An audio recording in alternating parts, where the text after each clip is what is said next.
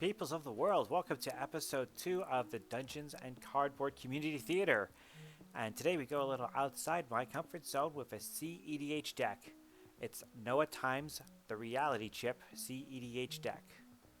But before we get into that, just a quick look at my socials. You can reach me on Discord here. You can come join the Dungeons and Cardboard Discord group at the link here. The link will also be in the description below. It's our LGS way from our LGS, and it's where you can submit your own decks for my analysis. Be sure to come join the group, and then in the deck list tab, you can post one deck and throw an @ towards me so I know to put it in the queue. For those that want to play some board games over on Board Game Arena, I play turn-based style. So look me up on Board Game Arena, send me a DM, and we can start playing some board games. And of course, all sorts of TikTok shenanigans in play as well over on the TikTok. Even got the code here if you want to scan that. Alright, that out of the way, let us talk about Naohtime's Reality Chip deck. This is for cEDH. It's super high powered, very highly focused. So we're going to be seeing a lot of the big juicy cards in this deck. Obviously, the core concept on the deck is to cast a reality chip from the command zone. It's got the reconfigurability, so it's both a creature and an equipment, as it were.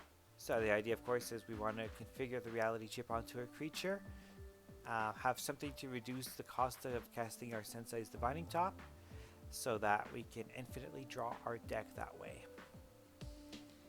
Very well known combo. Let's have a look at the list and see how we get there.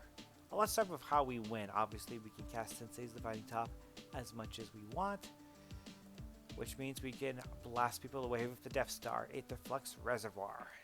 This is the game plan, shall we say. Other cards in the deck to help us get there, of course, the Arcade Signet to tap for. It's an untapped mana rock that gives us blue. There you go. The Basalt Monolith. Rocking the Chromox. We're running enough artifacts that this is going to come down and tap for mana right away at cost of 0 mana. Grim Monolith. It's got the gold border version. I don't mind playing gold border versions of cards in EDH myself, so long as the sleeves are nice and thick and we don't get to see the card back. The Helm of Awakening. All spells cost 1 generic mana less to play. Yes, this would help make Sensei's Divining Top free to cast. That's the whole point. The Ichor Wellspring lets us draw a card when this enters the battlefield, draws a card when it leaves the battlefield. Isochron Scepter. Yes, the combo of Isochron Scepter and I know it's in there. Dramatic Reversal. We all know it's in there when we see the Isochron Scepter. That is in play as well. Jeweled Lotus, of course, make it super easy to cast our commander. Lotus Petal, again for the quick ramp. Mana Crypt, it's cEDH. We're playing all of the best mana rocks, as you can see. Mana Vault as well, freshly reprinted. Mindstone also freshly reprinted. Mox Diamond, not getting reprinted anytime soon. Mox Opal, similar deal. Soul Ring, of course, and Thrawn Dynamo. Over to creatures, because we need creatures in order to reconfigure the reality chip. Emery, Lurker of the Loch. Cost 1 less to cast for each artifact we control. Enters the battlefield, we mill 4 cards, and then we get to choose an artifact card in our graveyard, and we may cast it. So if somehow, someway our top ends up in the graveyard, this helps us get it back super easy. Ethereum Sculptor, of course, reducing the cast of artifacts. Foundry Inspector, same thing. Labman, another win con here. When we combo off, we make sure our Labman is on the battlefield when we draw our last card. Memnite. Mere Retriever brings artifacts back from our graveyard to our hand. The Ornithopter, a 0-cost creature that we can throw down in order to equip the reality chip. Phyrexian Walker, same deal. Scrap Trawler, of course, to bring artifacts back from the graveyard to our hand very, very easily. Yes, it's always an artifact that's less expensive than whatever hits the yard. That's fine, it's still super effective. Spellseeker lets us go get an instant or sorcery card with mana value 2 or less. And we have a lot of awesome ones. We've already seen one such example.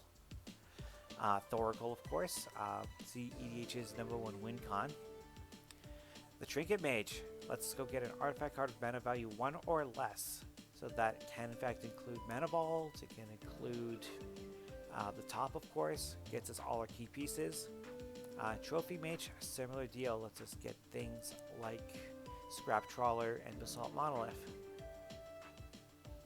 Over to some enchantments with the Mystic Remora to help us draw some cards. Rhystic Study, same deal. And Soothsaying. We have a lot of mana, we can dump it into X and basically look at our top X cards and bring the one that we want back to the top of our library. Over to Instants with Brainstorm.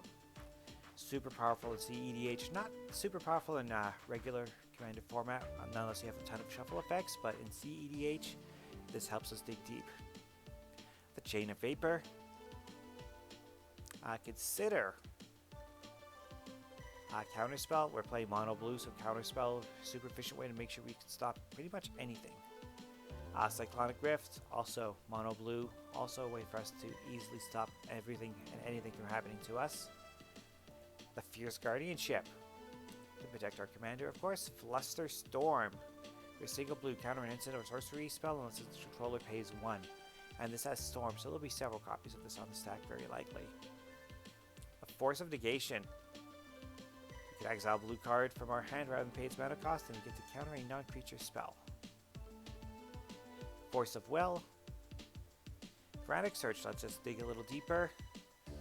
Mana Drain, of course, the best counter in the format. Yes, we have to pay our double blue for it, but that's fine because we get paid back all of the mana that our opponents had spent. Muddle a Mixture. Not only does it counter instances or sorceries, but the transmute means we can get some key 2 mana value pieces. Mystical Tutor lets us go get an instant or sorcery, put it on top of our library.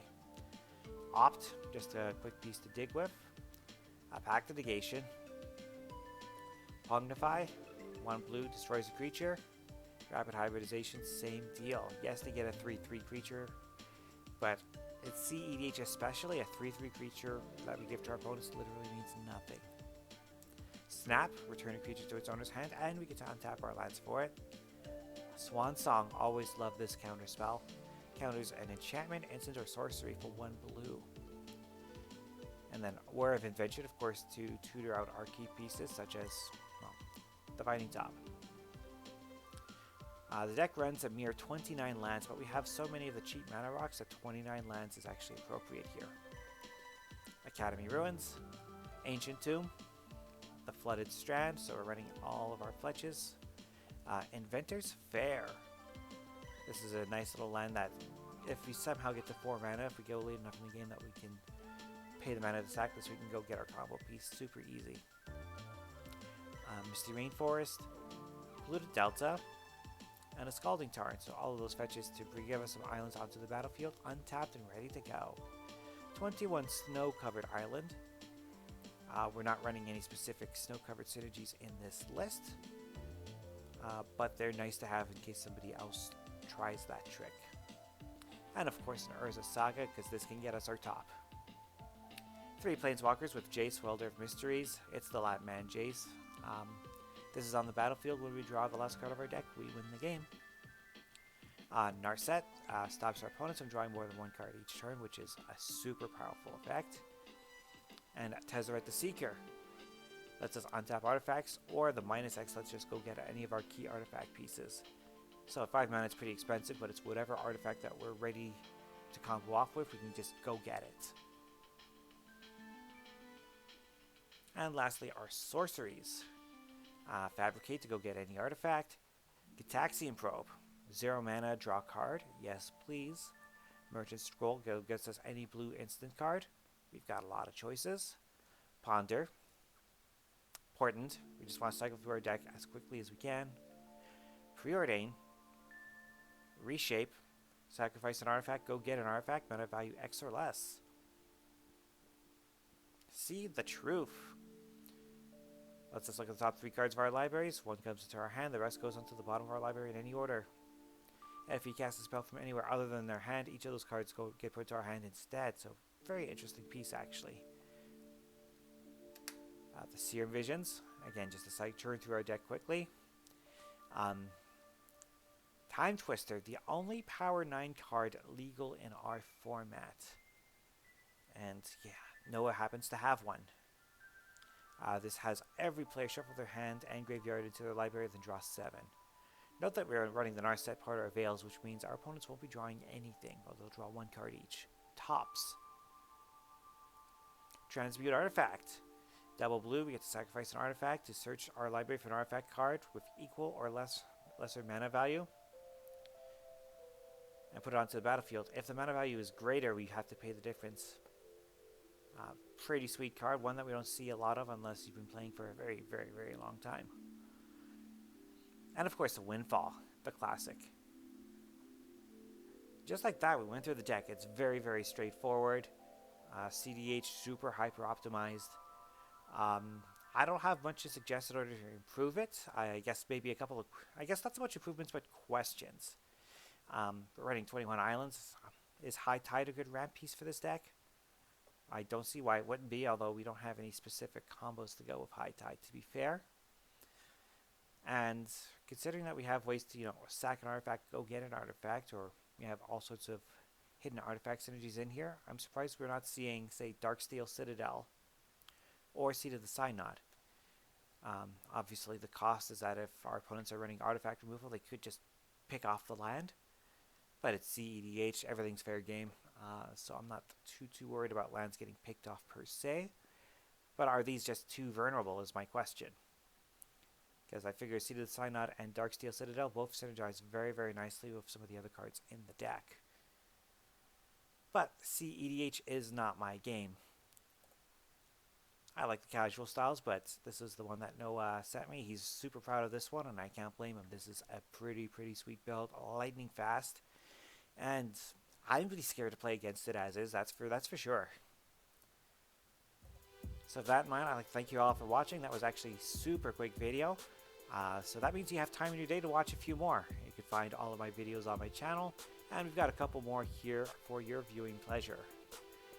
We'll see you all again next time. Bye for now.